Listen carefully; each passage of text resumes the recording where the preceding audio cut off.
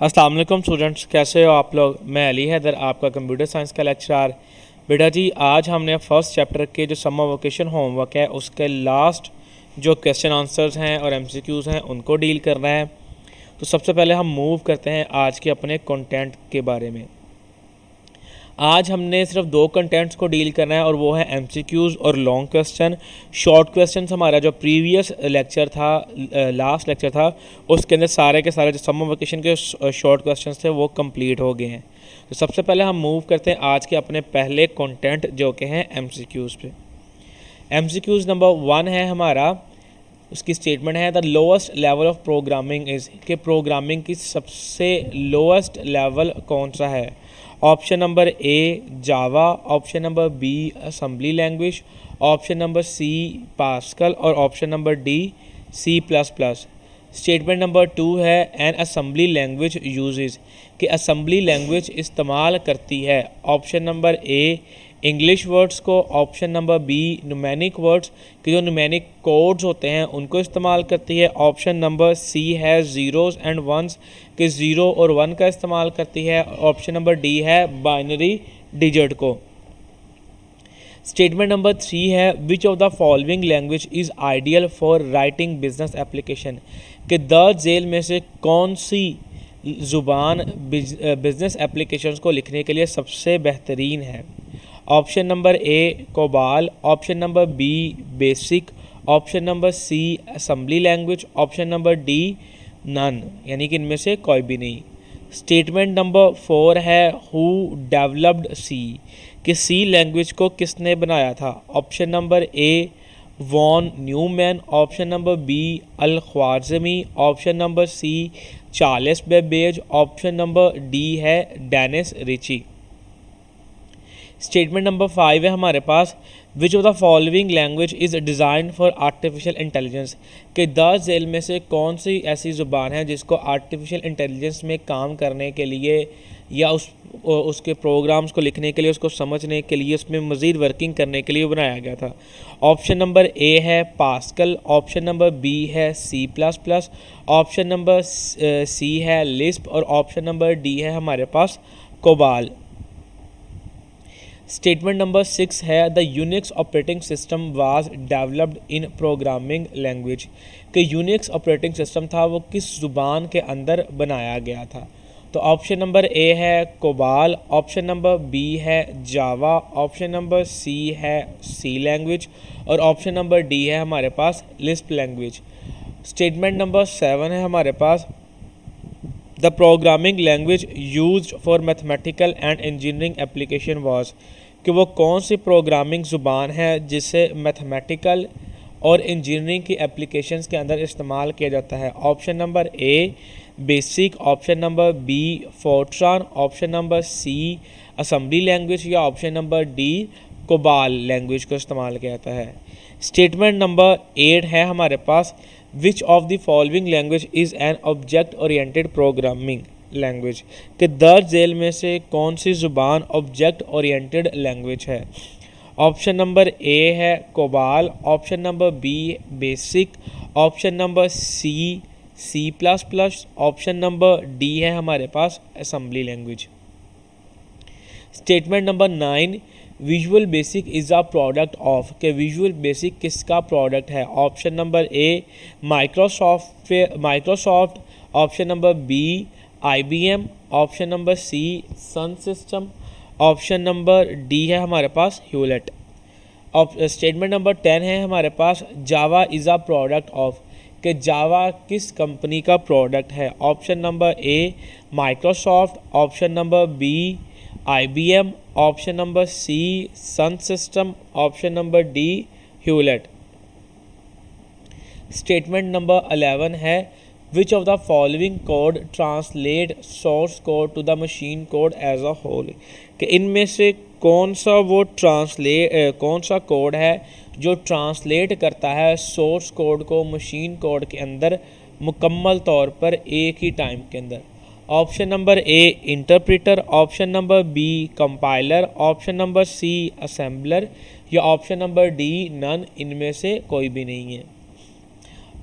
Statement number 12 है हमारे पास which program translate one line of the source code at a time, कि कौन सा प्रोग्राम है जो सोर्स कोड की एक लाइन को एक ही टाइम के अंदर ही ट्रांसलेट करता है। Option number A compiler, option number B assembler, option number C interpreter या ऑप्शन नंबर डी नन, के इनमें से कोई भी नहीं है। स्टेटमेंट नंबर 13 है the output of the compiler is called, कि कंपाइलर की आउटपुट को हम क्या कहते हैं। Option number A library code, option number B source code, option number D linked code या ऑप्शन नंबर डी हमारे पास है जी मशीन कोड। स्टेटमेंट नंबर 14 है a general purpose single user computer is referred as, कि जो general purpose यानी कि आम मकसद के लिए इस्तेमाल होने वाला एक यूज़र के लिए जो कंप्यूटर होता है वो कौन सा होता है। Option number A super computer, option number B personal computer, option number C हमारे पास है टर्मिनल या ऑप्शन नंबर डी है हमारे पास मिनी कंप्यूटर। हमारे पास लास्ट स्टेटमेंट है आज के एमसीक्यूज़ की।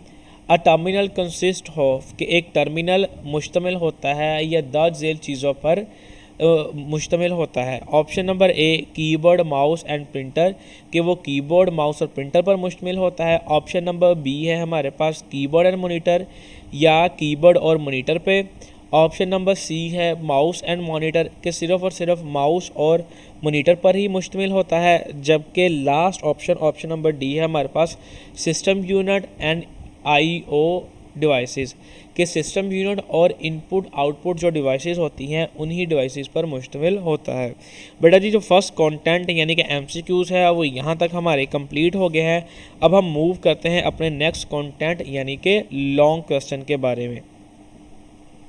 तो आज का जो लॉन्ग क्वेश्चन है वो ये है कि जी describe language translator, discuss different language translator, के लैंग्वेज ट्रांसलेटर की वजाहत बयान करें और जो इसके मुख्तलिफ़ किस्म के लैंग्वेज ट्रांसलेटर्स होते हैं उनके बारे में बताइए। तो सबसे पहले हम देखते हैं कि लैंग्वेज ट्रांसलेटर्स क्या होते हैं। It is a program that translate a program of high level language और assembly language into machine language. ये एक ऐसा प्रोग्राम होता है, एक ऐसा सॉफ्टवेयर है, एक ऐसी कोड ऑफ इंस्ट्रक्शंस कह लो या ब्लॉक ऑफ कोड्स कह लो, जो कि किसी भी ऐसे प्रोग्राम जो हाई लेवल लैंग्वेज या असेंबली लैंग्वेज के अंदर लिखा होता है उसको ट्रांसलेट करता है मशीन लैंग्वेज के अंदर। नेसेसिटी ऑफ लैंग्वेज ट्रांसलेटर, के लैंग्वेज ट्रांसलेटर की हमें ज़रूरत क्यों पड़ी।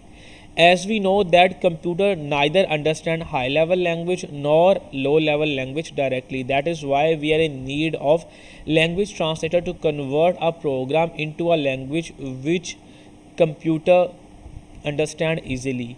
कि जैसे कि हम जानते हैं कि कंप्यूटर ना तो हाई लेवल लैंग्वेज को समझता है और ना ही हमारे पास लो लेवल लैंग्वेज को डायरेक्टली समझता है, बल्कि यही वजह है कि हमें उसको कन्वर्ट करना पड़ता है लैंग्वेज ट्रांसलेटर को इस्तेमाल करते हुए ऐसी ज़बान के अंदर जिसको कंप्यूटर बाआसानी समझ सके। लैंग्वेज ट्रांसलेटर कन्वर्ट्स अ program into machine language before execution. तो लैंग्वेज ट्रांसलेटर वो एक आप कह लो प्रोग्राम होता है जो कन्वर्ट करता है हाई लेवल और लो लेवल लैंग्वेजेस या असेंबली लैंग्वेजेस को मशीन लैंग्वेज के अंदर एग्जीक्यूशन से पहले। अगर लैंग्वेज ट्रांसलेटर कंप्यूटर के अंदर ना हो तो हम जिस मर्ज़ी लैंग्वेज के अंदर कंप्यूटर को इंस्ट्रक्शंस देते रहेंगे, लेकिन कंप्यूटर उन इंस्ट्रक्शंस पे कोई भी काम नहीं करेगा, क्योंकि वहाँ पे लैंग्वेज ट्रांसलेटर नहीं है और लैंग्वेज ट्रांसलेटर हमारी इंस्ट्रक्शंस को या डाटा को कन्वर्ट नहीं कर पाएगा उसके अंदर। हमारी जो लैंग्वेज इंस्ट्रक्शंस होगी वो कन्वर्ट नहीं हो सकेगी ऐसी मशीन कोड के अंदर, यानी 0 और 1 के फॉर्म में, जिसको कंप्यूटर बाआसानी समझता है और उसके ऊपर काम करता है। तो यही वजह है कि हमें लैंग्वेज ट्रांसलेटर की ज़रूरत होती है ताकि जो भी हम डाटा और इंस्ट्रक्शंस पास करें कंप्यूटर को, तो कंप्यूटर पहले उनको मुंतकिल कर सके अपनी ज़ुबान के अंदर और फिर उसको काम कर सके। मैं इस चीज़ को मज़ीद आपको एक एग्ज़ाम्पल के तौर पर समझाता हूँ कि जैसा हमारे प्राइम मिनिस्टर हैं इमरान खान साहब, वो चाइना दौरे पे जाते हैं, ठीक हो गया। जब वहाँ पे वो चाइना गए, अब क्योंकि हमारे जो प्राइम मिनिस्टर इमरान खान साहब उनको सिर्फ और सिर्फ तीन लैंग्वेजेस ही आती हैं, फ़र्ज़ करते हैं, जो कि है इंग्लिश, उर्दू और तीसरी है पंजाबी। ठीक हो गया, वो इन तीन लैंग्वेजेस के अंदर कम्युनिकेट करते हैं। लेकिन जो चाइनीज़ प्रेसिडेंट हैं उनको हमारे पास इंग्लिश लैंग्वेज भी नहीं आती, उर्दू लैंग्वेज भी नहीं आती और ना ही पंजाबी लैंग्वेज आती है। तो अगर हमारे जो पाकिस्तान के प्राइम मिनिस्टर इमरान खान साहब कोई भी उनसे बात करेंगे तो वो समझ नहीं सकेंगे कि क्या कह रहे हैं इन तीनों लैंग्वेजेस को इस्तेमाल करते हुए। लेकिन और जो जब चाइनीज़ जो प्रेसिडेंट होगा वो उनसे कोई बात करेगा तो खान साहब को भी समझ नहीं लगेगी। तो यहाँ पे उनके दरमियान में एक ट्रांसलेटर होता है जो इमरान खान साहब की गई बात को चाइनीज़ ज़ुबान में कन्वर्ट करके चाइनीज़ प्रेसिडेंट को बताता है, और जब चाइनीज़ प्रेसिडेंट उनको कोई बात बताता है, उनसे उनका जवाब देता है किसी बात का, तो वो इमरान खान साहब को उर्दू में, पंजाबी में या इंग्लिश में ट्रांसलेट करता है। तो वहाँ पे भी एक लैंग्वेज ट्रांसलेटर होता है। इसी तरह हमारे पास सिस्टम के अंदर भी लैंग्वेज ट्रांसलेटर का होना ज़रूरी होता है। अब हम मूव करते हैं टाइप्स के ऊपर। 3 different types of language translator are as follows, के जो लैंग्वेज ट्रांसलेटर है उसकी 3 मुख्तलिफ़ किस्म की टाइप्स होती हैं। वो हमारे पास कौन कौन सी हैं? नंबर 1 कंपाइलर, नंबर 2 इंटरप्रेटर और नंबर 3 असेंबलर। ये 3 हमारे पास लैंग्वेज ट्रांसलेटर्स हैं, इनको हम डील करते हैं। तो सबसे पहले हम अपने पहले लैंग्वेज ट्रांसलेटर यानी कंपाइलर के ऊपर बात करते हैं। Compiler, a program that converts the instructions of a high level language into machine language as a whole, कि ऐसा हमारे पास प्रोग्राम जो हाई लेवल लैंग्वेज के इंस्ट्रक्शंस को मशीन लैंग्वेज के अंदर मुंतकिल करता है एक ही टाइम के अंदर मुकम्मल तौर पर, उसको हम नाम देते हैं कंपाइलर का। अब कंपाइलर के अंदर 2 तरह के प्रोग्राम्स को इस्तेमाल किया जाता है, तो उन प्रोग्राम्स को देखते हैं। सबसे पहले है जी source program. A program written in high level language is called source program, कि वो प्रोग्राम जो हाई लेवल लैंग्वेज के अंदर लिखा जाता है उसको हम नाम देते हैं सोर्स प्रोग्राम। सोर्स प्रोग्राम से मुराद अब जिस तरह हमारे पास सी होगी, C++ हो गया, बेसिक हो गया, जावा हो गया, जावा शार्प हो गया, ये तमाम के तमाम हमारे पास हाई लेवल लैंग्वेजेस है। अब जो प्रोग्राम, जो कोड यूज़र या प्रोग्रामर इन लैंग्वेजेस के अंदर लिखेगा वो हमारे पास सोर्स प्रोग्राम कहलाएगा। Object program, when the compiler converts a source program into machine language it is called object program. जब कंपाइलर सोर्स प्रोग्राम को मशीन लैंग्वेज के अंदर मुंतकिल करेगा उसको हम ऑब्जेक्ट प्रोग्राम का नाम देंगे। यानी कि जो भी हमारे पास डाटा 0 और 1 के फॉर्म में कन्वर्ट होगा उसको हम क्या कहेंगे? ऑब्जेक्ट प्रोग्राम का नाम देंगे। नेक्स्ट हमारे पास वर्किंग, यानी कि कंपाइलर किस तरह से काम करता है। Firstly compiler checks each statement, सबसे पहले कंपाइलर तमाम की तमाम स्टेटमेंट्स को चेक करता है। सेकेंडली जनरेट मशीन इंस्ट्रक्शंस, के जितनी भी उन्होंने चेक की हुई स्टेटमेंट्स हैं उनका जो हमारे पास मशीन इंस्ट्रक्शंस होती हैं उनको पैदा करता है। Compiler also checks syntax errors in the program, कि कंपाइलर सिंटैक्स एरर को भी चेक करता है। सिंटैक्स कहते हैं रूल्स एंड रेगुलेशंस को, यानी कि हर चीज़ के कोई ना कोई कानून होते हैं किसी को बनाने के, किसी पे एक चीज़ पे काम करने के। तो जो कंपाइलर के रूल्स, कंपाइलर के ऊपर प्रोग्राम्स लिखने के रूल्स होते हैं, यानी कि जिन प्रोग्राम्स को हम लिखते हैं, लैंग्वेज को इस्तेमाल करते हैं, उसके भी कोई ना कोई रूल्स और रेगुलेशंस होंगे। अगर उन रूल्स एंड रेगुलेशन के अंदर कोई मसला होगा कि वो कोई बात सही तरीके से, कोई इंस्ट्रक्शन नहीं सही तरीके से लिखेगी, तो वहाँ पे ये क्या करेगा? सिंटैक्स एरर को फाइंड आउट करना शुरू कर देगा और उनको जनरेट भी, उसका मैसेज भी जनरेट करेगा। Source program containing error can not be compiled, कि ऐसा सोर्स प्रोग्राम जिसके अंदर कोई एरर होगा, कोई गलती होगी, कोई नुक्स होगा, ये उसको कंपाइल नहीं करेगा। यानी कि सबसे पहले ये चेक करेगा, अगर वहाँ पे कोई सिंटैक्स एरर निकलता है तो ये उसको कंपाइल नहीं करेगा, बल्कि जब तक हम उस गलती को सुधारेंगे नहीं, उसको ख़त्म नहीं करेंगे, तब तक वो कंपाइल नहीं करेगा। मैसेज जनरेट करता रहेगा कि इस लाइन में यहाँ पे करके कोई गलती है, तो पहले उस गलती को हम सॉल्व करेंगे, फिर दोबारा से इसको कंपाइल करेंगे। तो जब तक जितनी भी गलतियाँ होंगी वो रिमूव नहीं हो जाएंगी, तब तक हम बार बार वो एरर का मैसेज देता रहेगा। लेकिन जैसे ही तमाम के तमाम जो एरर्स होंगे वो ख़त्म हो जाएंगे, तो हम इनको, हमारा जो प्रोग्राम होगा वो कंपाइलर के अंदर सही तरीके से कंपाइल हो जाएगा। जैसा कि यहाँ पे भी दिखाया गया डायग्राम के अंदर कि सबसे पहले सोर्स प्रोग्राम होता है, वो कंपाइलर की तरफ जाता है, कंपाइलर इसको कन्वर्ट करता है फिर ऑब्जेक्ट प्रोग्राम में। ऑब्जेक्ट प्रोग्राम फिर आगे दिया जाता है हमारे पास, CPU की तरफ भेजा जाता है। CPU फिर उस पर वर्किंग करता है, उसके बाद उसी ऑब्जेक्ट प्रोग्राम के फॉर्म में ही वो रिज़ल्ट को जनरेट करता है। अब वो जो ऑब्जेक्ट प्रोग्राम होता है उसको कंपाइलर कन्वर्ट करता है सोर्स प्रोग्राम की फॉर्म में, जिसको यूज़र और प्रोग्रामर आसानी से समझ सकते हैं।